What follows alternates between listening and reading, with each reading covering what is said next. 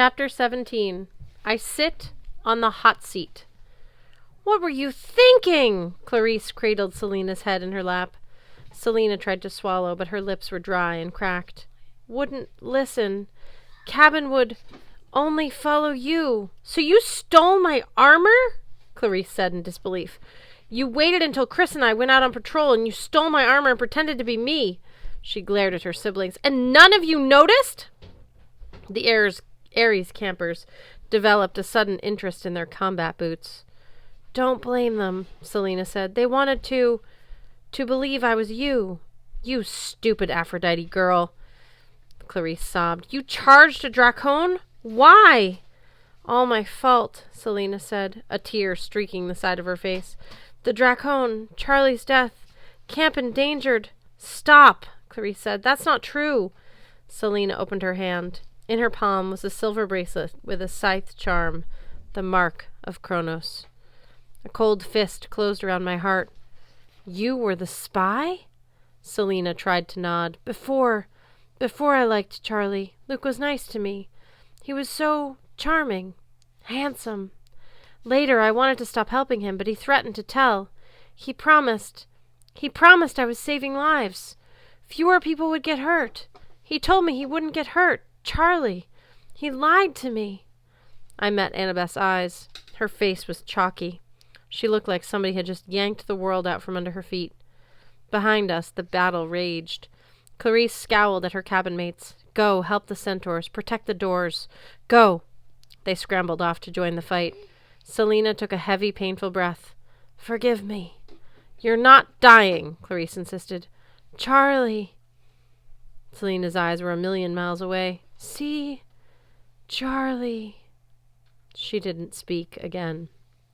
Clarice held her and wept. Chris put a hand on her shoulder. Finally, Annabeth closed Selina's eyes. We have to fight. Annabeth's voice was brittle. She gave her life to help us. We have to honor her. Clarice sniffled and wiped her nose. She was a hero, understand? A hero! I nodded. Come on, Clarice. She picked up a sword from one of her fallen siblings. Kronos is going to pay. I'd like to say I drove the enemy away from the Empire State Building. The truth was, Clarice did all the work. Even without her armor or spear, she was a demon. She rode her chariot straight into the Titan army and crushed everything in her path. She was so inspiring. Even the panicked centaurs started to rally. The hunters scrounged arrows from the fallen and launched volley after volley into the enemy. The Ares cabin slashed and hacked, which was their favorite thing. The monsters retreated toward 35th Street.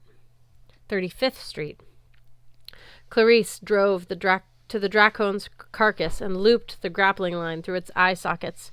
She lashed her horses and took off, dragging the Dracone behind the chariot like a Chinese New Year dragon. She charged after the enemy, yelling insults and daring them to cross her. As she rode, I realized she was literally glowing. An aura of red fire flickered around her. The blessing of Ares, Talia said. I've never seen it in person before. For a moment, Clarice was as invincible as I was. The enemy threw spears and arrows, but nothing hit her. I am Clarice, Dracone Slayer, she yelled. I will kill you all! Where's Kronos? Bring him out! Is he a coward? Clarice, I yelled. Stop it! Withdraw! What's the matter, Titan Lord? She yelled. Bring it on! There was no answer from the enemy. Slowly, she began to fall behind the Dracone shield wall, while Clarice drove in circles around Fifth Avenue, daring anyone to cross her path. The 200-foot-long Dracone carcass made a hollow scraping noise against the pavement, like 1,000 knives. Meanwhile, we tended our wounded, bringing them inside the lobby. Long after the enemy had retreated from sight, Clarice kept riding up and down the avenue with her horrible trophy, demanding that Kronos meet her in battle. Chris said, I'll watch her. She'll get tired eventually. I'll make sure she comes inside. What about the camp? I asked. Is anybody left there? Chris shook his head. Only Argus and the nature spirits. Pallas the dragon is still guarding the tree. They won't last long, I said. But glad you came. Chris nodded sadly. I'm sorry it took so long. I tried to reason with Clarice. I said there's no point in defending camp if you guys die. All of our friends are here. I'm sorry. It took Selina. My hunters will help you stand guard, Talia said. Annabeth and Percy, you should go to Olympus. I have a feeling they'll need you up there to set up a final defense. The doorman had disappeared from the lobby. His book was face down on the desk and his chair was empty. The rest of the lobby, however, was jam-packed with wounded campers, hunters, and satyrs. Connor and Travis Stoll met us by the elevators. Is it true? Connor asked. About Selena? I nodded. She died a hero. Lights off. Travis shifted uncomfortably. I also heard... That's it, I insisted. End of the story. Right, Travis mumbled. Listen, we figure the Titan's army will have trouble getting up the elevator. They'll have to go up a few at a time, and the giants won't be able to fit in at all. That's our biggest advantage, I said. Any way to disable the elevator? It's magic, Travis said. Usually, you need a card key, but the doorman's vanished. That means the defenses are crumbling. Anyone can walk into the elevator now and head straight up. Then we have to keep them away from the doors, I said. We'll bottle them in the lobby. We'll need reinforcements, Travis said. They'll just keep coming. Eventually, they'll overwhelm us. There are no reinforcements, Connor complained. I looked outside at Mrs. O'Leary, who was breathing against the glass doors and smearing them with hellhound drool. Maybe that's not true, I said. I went outside and put a hand on Mrs. O'Leary's muzzle. Chiron had bandaged her paw, but she was still limping. Her fur was matted with mud, leaves, pizza slices, and dried monster blood. Hey, girl, I tried to sound upbeat. I know you're tired, but I've got one more big favor to ask you. I leaned next to her and whispered in her ear. After Mrs. O'Leary's shadow traveled away, I rejoined Annabeth in the lobby. On the way to the elevator, we spotted Grover kneeling over a fat, wounded satyr. Linnaeus, I said. The old satyr looked terrible. His lips were blue. There was a broken spear in his belly, and his furry goat legs were twisted at a painful angle. He tried to focus on us, but I don't think he saw us. Grover? He murmured. I'm here, Linnaeus. Grover was blinking back tears, despite all the horrible things Linnaeus had said about him. Did we win? Yes, Grover lied. Thanks to you, Linnaeus, we drove the enemy away. Told you, the old satyr mumbled. True leader. True. He closed his eyes for the last time. Grover gulped. He put his hand on Linnaeus's forehead and spoke an ancient blessing. The old satyr's body melted, until all that was left was a tiny sapling in a pile of fresh soil. A laurel, Grover said in awe. Oh, that lucky old goat. He gathered up the sapling in his hands. I should plant him. In Olympus. In the gardens. We're going that way. I said, come on. Easy listening music played as the elevator rose. I thought about the first time I'd visited Mount Olympus, back when I was 12. Annabeth and Grover hadn't been with me then. I was glad they were with me now. I had a feeling it might be our last adventure together. Percy, Annabeth said quietly, you were right about Luke. It was the first time she'd spoken since Selena Beauregard's death. She kept her eyes fixed on the elevator floors as they blinked into magical numbers 400, 450, 500. Grover and I exchanged glances. Annabeth, I said, I'm sorry. You tried to tell me. Her voice was shaky. Luke is no good. I didn't believe you until how I heard how he'd used Selena. Now I know. I hope you're happy. That doesn't make me happy. She put her head against the elevator wall and wouldn't look at me. Grover cradled his laurel sapling in his hands. Well, sure good to be together again. Arguing, almost dying, abject terror. Oh, look, it's our floor. The doors dinged, and we stepped onto the aerial walkway. Depressing is not a word that usually describes Mount Olympus, but it looked that way now. No fires lit the braziers, the windows were dark, the streets were deserted, and the doors were barred. The only movement was in the parks, which had been set up as field hospitals. Will Solace and other Apollo campers scrambled around, caring for the wounded. Naiads and dryads tried to help, using nature magic songs to heal burns and poison. As Grover planted the laurel sapling, Annabeth and I went around trying to cheer up the wounded. I passed a satyr with a broken leg, a demigod who was bandaged from head to toe, and a body covered in the golden burial shroud of Apollo's cabin. I didn't know who was underneath. I didn't want to find out. My heart felt like lead, but we tried to find positive things to say. "You'll be up and fighting Titans in no time," I told one camper. "You look great," Annabeth told another camper. Linnaeus turned into a shrub, Grover told a groaning satyr. I found Dionysus' son, Pollux, propped up against a tree. He had a broken arm, but otherwise he was okay. "I can still fight with the other hand."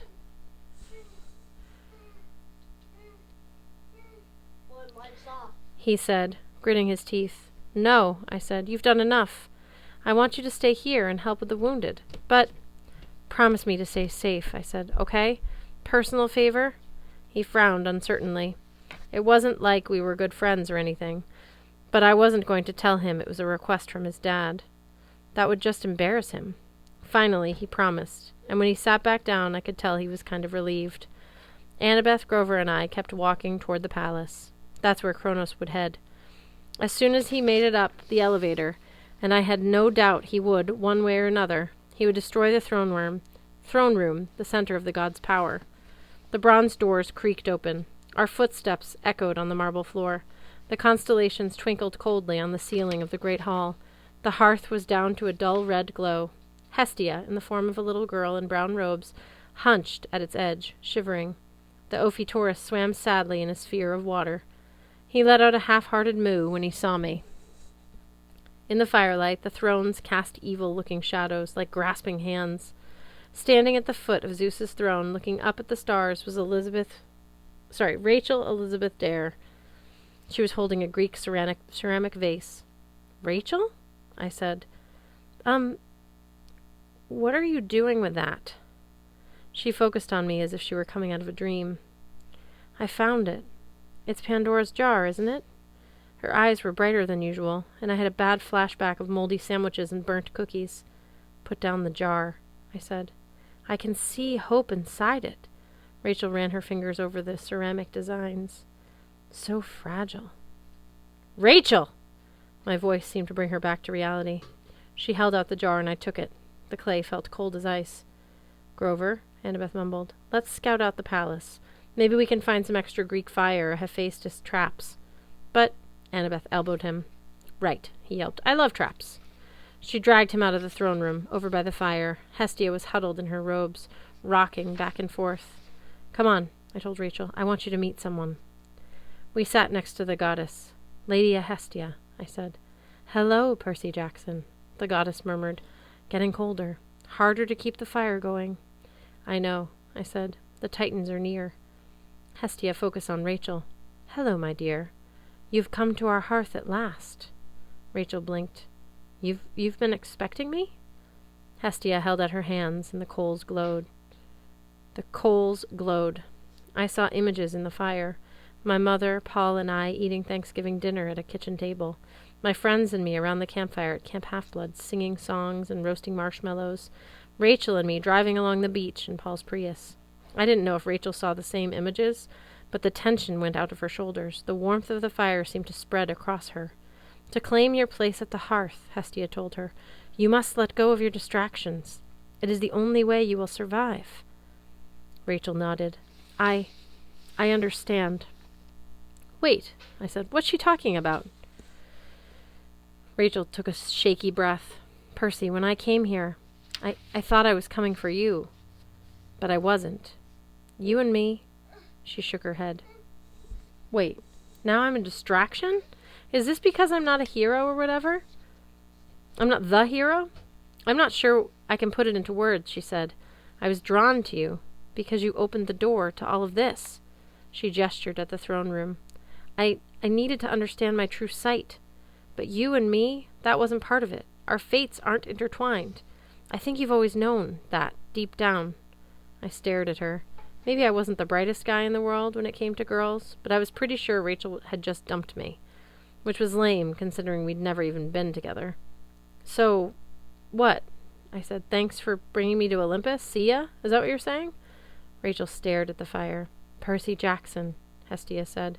"Rachel has told you all she can. Her moment is coming, but your decision approaches even more rapidly. Are you prepared?" I wanted to complain that no, I wasn't even close to prepared. I looked at Pandora's box, and for the first time I had the urge to open it. Hope seemed pretty useless to me right now. So many of my friends were dead. Rachel was cutting me off. Annabeth was angry with me. My parents were asleep down in the streets somewhere while a monster army surrounded the building. Olympus was on the verge of falling, and I'd seen so many cruel things the gods had done. Zeus destroying Maria D'Angelo, Hades cursing the last oracle, Hermes turning back on Luke even when he knew his son would become evil. "Surrender," Prometheus's voice whispered in my ear.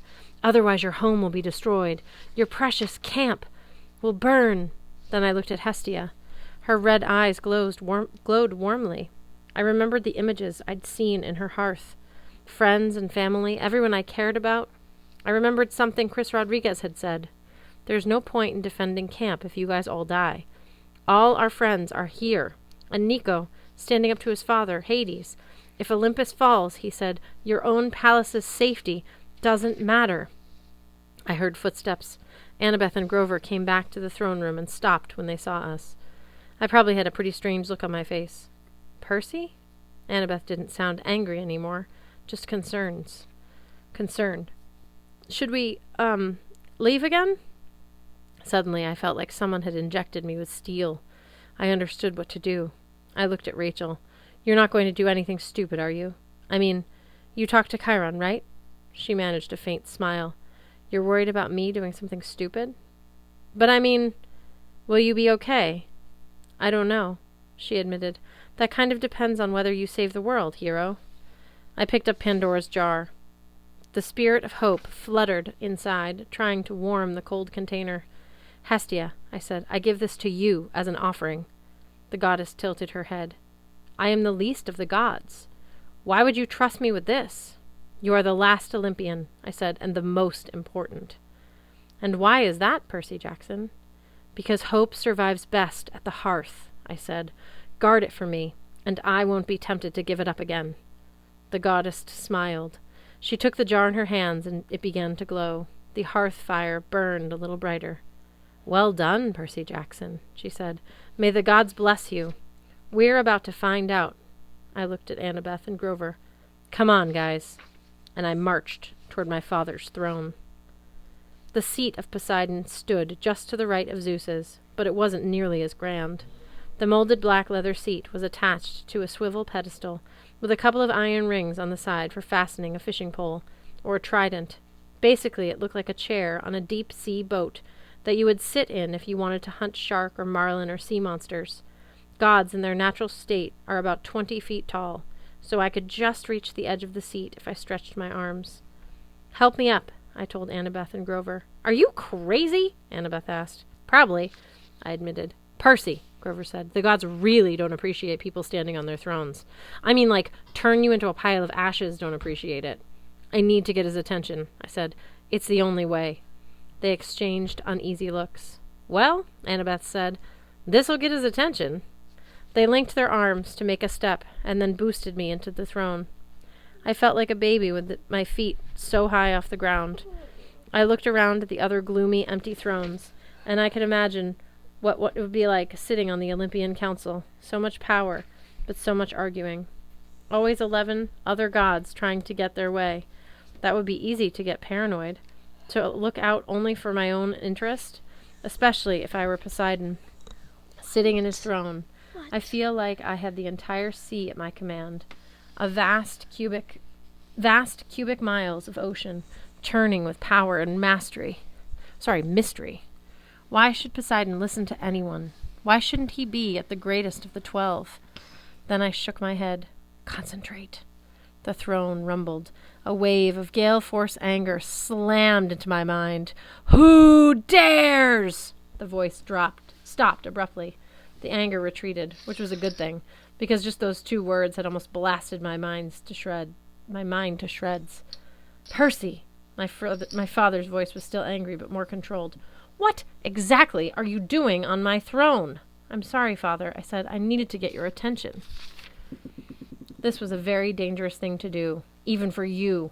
If I hadn't looked before I blasted, you'd now be a puddle of seawater. "I'm sorry," I said again. "Listen, things are rough up here." I told him what was happening. Then I told him my plan. His voice was silent for a long time. Percy, what you ask is impossible. My palace... Dad, Kronos sent an army against you on purpose. He wants to divide you from the other gods because he knows you could tip the scales.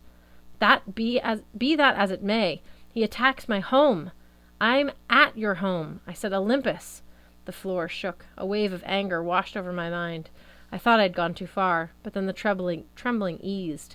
In the background of my mental link, I heard underwater explosions and the sound of battle cries. Cyclopses bellowing, mermen shouting. Is Tyson okay? I asked. The question seemed to take my dad by surprise. He's fine, doing much better than I expected. Though peanut butter is a strange battle cry. You let him fight? Stop changing the subject. You realize what you're asking me to do? My palace will be destroyed, and Olympus will be saved. Do you have any idea how long I've worked on remodeling this palace? The game room alone took 600 years. Dad. Very well. It shall be as you say. But son, pray this works. I'm praying. I'm talking to you, right? Oh yes, good point. Amphitrite. Incoming! The sound of a large explosion shattered our connection. I slipped down from the throne. Grover studied me nervously. Are you okay? You turned pale and you started smoking. I did not. Then I looked at my arms. Steam was curling off my shirt sleeves. The hair on my arms was singed. If you sat there any longer, Annabeth said, you would have spontaneously combusted. I hope the conversation was worth it. Moo! Said the Ophiuchus in his sphere of water. We'll find out soon, I said. Just then the doors of the throne room swung open. Talia marched in. Her bow was snapped in half, and her quiver was empty. You've got to get down there, she told us. The enemy is advancing, and Kronos is leading them.